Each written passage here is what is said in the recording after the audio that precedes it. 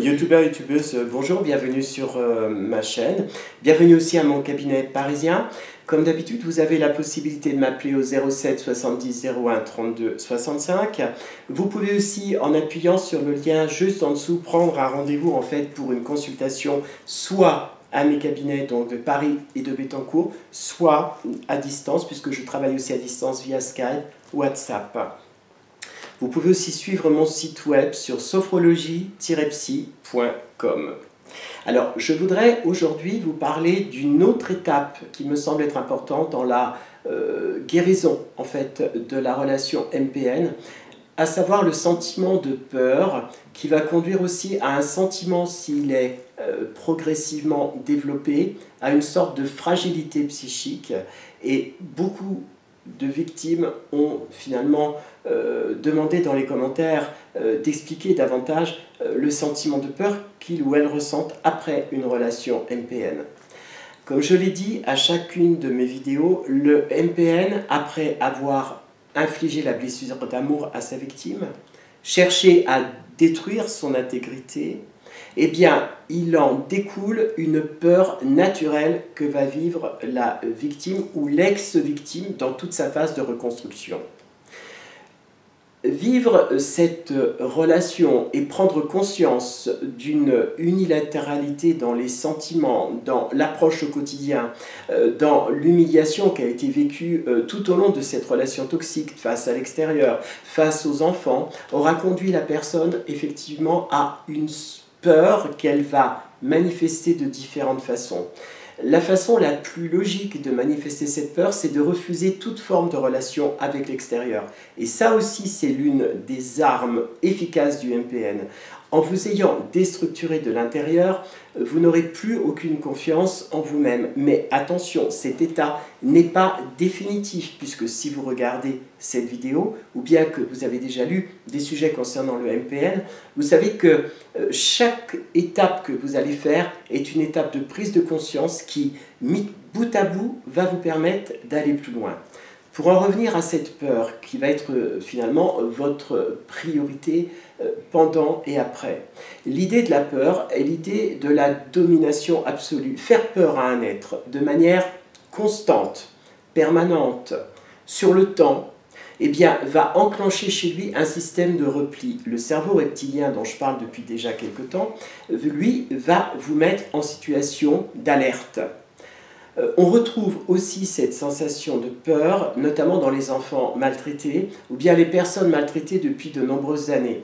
Elles ont réussi en fait à vivre malgré et pas vivre en fait en prenant la peur comme un simple avertissement du cerveau reptilien sur une situation potentiellement dangereuse.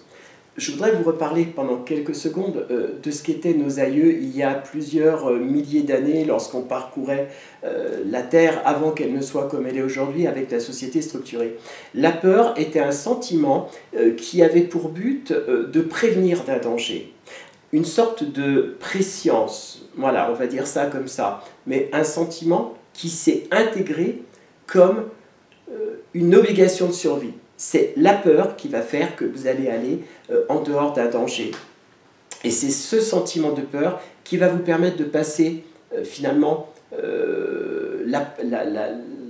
comment est-ce qu'on pourrait dire ça? Le prédateur, la prédation. Voilà, elle va vous permettre de passer la prédation pour vous protéger. Et si on va encore plus loin, on peut savoir que ce sentiment de peur, donc dans son aspect positif, eh bien, a permis de structurer et de choisir des êtres forts pour permettre aujourd'hui que nous soyons là. C'est-à-dire que nous avons évolué avec ce sentiment. Le MPN, lui, aura désorienté, mais de manière négative, la victime. Peut-être même, et ça je l'ai vu dans certaines consultations, la peur eh bien, finit par être tellement omniprésente que vous avez même peur de vous-même. Une porte qui va grincer est déjà une forme d'angoisse qui peut devenir très vite ingérable. La peur après que va infliger le MPN peut être aussi sur une forme de violence physique.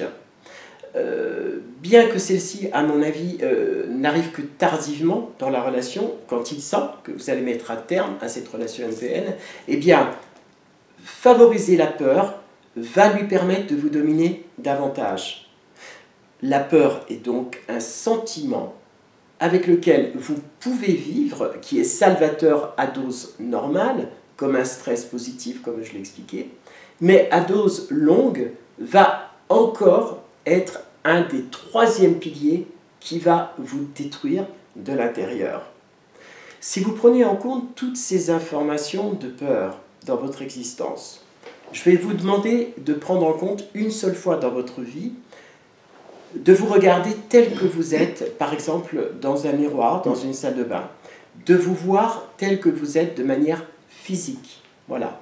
Et d'essayer de définir si ce sentiment de peur que vous avez, c'est vous qui le ressentez pour vous-même, ou bien si vous le ressentez lorsqu'une présence malsaine et toxique est là. Très souvent, les victimes sont alertées par ces sensations.